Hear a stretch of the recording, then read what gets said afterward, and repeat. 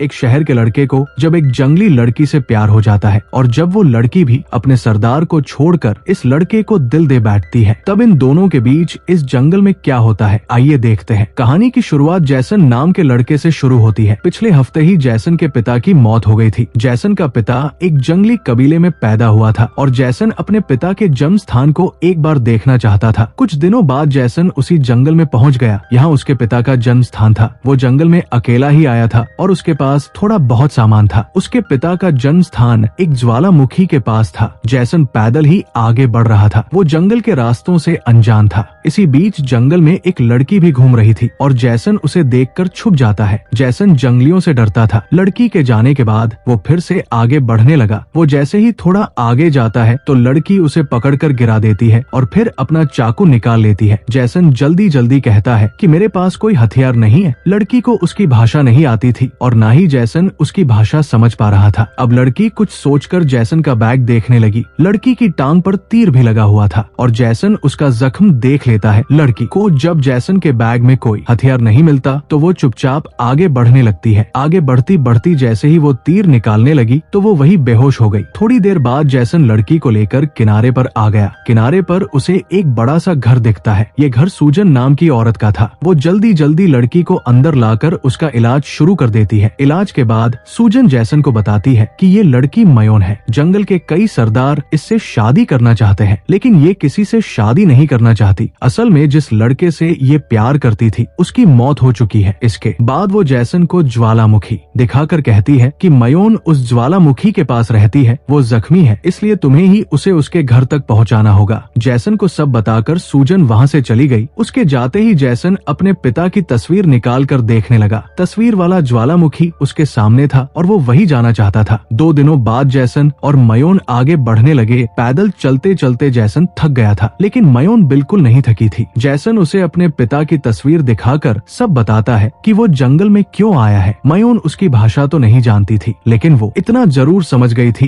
कि जैसन का पिता जंगली था। इसी बीच मयोन कुछ जंगलियों को देखकर सतर्क हो जाती है। इसके बाद वो दोनों छुपकर आगे बढ़ने लगे थे। मयोन जंगल के सभी रास्ते अच्छी तरह जानती थी जिस कारण वो तेजी से आगे बढ़ रही थी जबकि जैसन का ध्यान मयोन के तरबूजों पर जा रहा था। मयोन का बदन देखकर वो गर्म होने लगा था लेकिन उसे मयोन से डर भी लग रहा था इसलिए वो कुछ कर नहीं सकता था। जल्दी ही दोनों समुद्र के किनारे पर भी पहुंच गए। किनारे पर एक बोट खड़ी थी और दोनों उसमें बैठकर ज्वालामुखी की तरफ बढ़ने लगते। इसी बीच उन्हें एक टापू पर एक बड़ा सा शैतान नजर आता है। इतना बड़ा शैतान देखकर जैसन की फट गई थी। शैतान ने भी इन दोनों को देख लिया था और वह उन्हें पकड़ने की कोशिश करने लगा। मयोन जानती थी कि शैतान को कैसे चकमा देना है इसलिए वो बिल्कुल शांत थी। दोनों ने बोट की रफ्तार बढ़ा ली थी ताकि शैतान से दूर जा सके। इसी बीच बोट का इंजन खराब हो जाता है जिसके बाद मयोन पहले जैसन को पानी में फेंक है और फिर खुद भी पानी में कूद जाती है। जैसन को तैरना नहीं आता था इसलिए मयोन जल्दी जल्दी उसे पानी से निकालकर टापू पर ले आती। शैतान अभी भी दोनों को ढूंढ रहा था और ये दोनों एक बड़े से पत्थर के पीछे थे। शैतान को जब वो दोनों कहीं नजर नहीं आते तो वो वहाँ से चला जाता है। शैतान के जाते ही मयोन जैसन को होश में लाने की कोशिश करने लगी मगर उसकी काफी कोशिशों के बाद भी जैसन को होश नहीं आता। एक बार तो मयोन का दिल किया कि वह जैसन को छोड़कर चली जाए लेकिन कुछ सोचकर वो रुक गई। वो फिर से कोशिश करने लगी और इस बार जैसन को होश आ जाता है। अब दोनों फिर से आगे बढ़ने लगे थे। थोड़ी देर बाद दोनों कुछ देखकर खुश होने लगे। दोनों के सामने ज्वालामुखी था।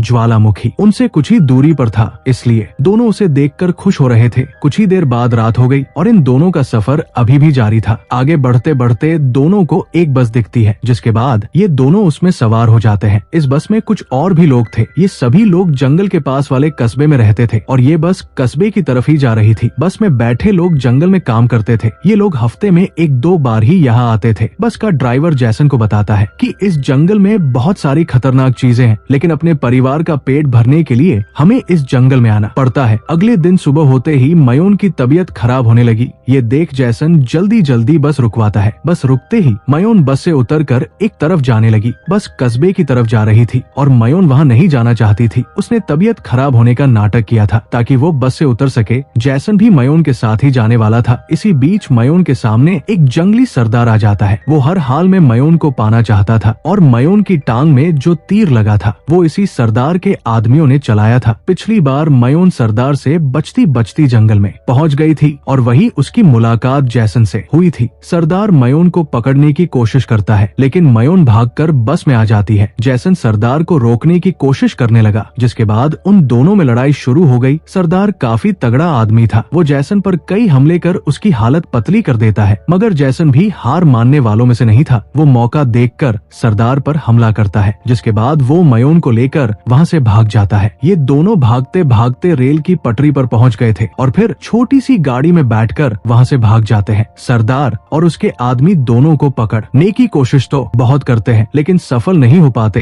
रात को मयोन और जैसन एक जगह रुककर आराम करने लगे। जैसन मयोन के खूबसूरती की खुलकर तारीफ करता है। वो उसका दिल जीत कर अपना पानी निकालना चाहता था। वो जैसे ही मयोन के करीब जाने की कोशिश करता है तो मयोन उसे नजरअंदाज कर देती है। जैसन समझ गया था कि मयोन को पाना आसान नहीं, इसलिए वो उदास हो जाता है। सरदार के आदमी भी उनके पास ही थे। जल्दी ही वो इन दोनों के पास पहुंचकर इन्हें घेर लेते हैं। सरदार घुटनों पर बैठकर मयोन से प्यार की भीख मांगने लगा। वो मयोन से शादी करना चाहता था। सरदार का प्यार भरा अंदाज देखकर शायद मयोन का दिल पसीज गया था। वो उसके पास आकर पहले उसे चूमती है और फिर कहती है, मैं तुमसे शादी करने के लिए तैयार हूँ। इसके बाद मयोन उसके साथ जाने लगती है। जैसन समझ गया था कि मयोन उसे बचाने के लिए ये सब कर रही है। वो सरदार पर हमला करने की कोशिश करता है, लेकिन सरदार उसे ही बेहोश कर देता है। अगले दिन जब जैसन को होश आया तो वो खुद को जंगल में ही पाता है। जैसन जानता था कि वो मयोन के कारण ही जिंदा है, इसलिए वह भी अब मयोन की मदद करना चाहता था। वो जैसे ही आगे बढ़ने लगता तो उसकी नजर दूर जा रहे शैतान पर पड़ती है। शैतान को देखने के बाद उसकी नजर कई जंगलियों की लाशों पर भी पड़ती है। इन्हें शैतान नहीं मारा था और ये सभी सरदार के आदमी थे। इसके बाद वो जल्दी जल्दी ज्वालामुखी की तरफ जाने लगता है। ज्वालामुखी के पास ही मयोन रहती थी और सरदार का कबीला भी वही था। दूसरी तरफ मयोन नींद में थी और सरदार उसका सिर सहला रहा था। थोड़ी ही देर बाद जब जैसन ज्वालामुखी के पास पहुंचा तो उसका सामना सरदार से होता है। जैसन यहाँ सरदार को ही मारने आया था ताकि सरदार को मारकर वो मयोन को अपने साथ ले जा सके। वो जैसे ही सरदार पर हमला करने लगता है तो सरदार उसी पर हमला कर देता है। दोनों के बीच फिर से लड़ाई शुरू हो गई थी। सरदार फिर से जैसन पर भारी पड़ रहा था। इसी बीच ज्वालामुखी में भी हलचल शुरू हो जाती है। इस हलचल के कारण सरदार का ध्यान भटक गया था और जैसन मौका देखकर अपना हथियार उठा लेता है। सरदार और जैसन फिर से लड़ने वाले थे, लेकिन तभी मयोन उन दोनों के बीच आ जाती है। मयोन खून खराबा नहीं चाहती थी। सरदार मौका देखकर हमला करता है और उसे देखकर जैसन भी हमला करता है, मगर दोनों के बीच मयोन थी और दोनों के हथियार मयोन को लगते हैं। जैसन हर हाल में मयोन को बचाना चाहता था। वो मयोन से प्यार करने लगा था, मगर मयोन उसे चूम कर हमेशा हमेशा के लिए अपनी आंखें बंद कर लेती है। दरअसल मयोन भी जैसन से प्यार करने लगी थी। वो जैसन को बचाने के लिए ही सरदार के साथ गई थी और जैसन को बचाते बचाते ही मारी गई। कहानी के आखिर में जैसन अपने घर की तरफ बढ़ने लगा था और यहीं पर ये मूवी खत्म हो जाती है। ऐसी ही मूवीज के लिए आप हमें टेलीग्राम और इंस्टाग्राम पर फॉलो कर सकते हैं, जिसका लिंक डिस्क्रिप्शन में दिया हुआ है। और मूवी अच्छी लगी हो तो एक लाइक जरूर कर देना और ऐसे ही मूवीज के लिए हमारे चैनल को जरूर सब्सक्राइब कर लेना। तो मिलते हैं हमारे नए वीडियो में।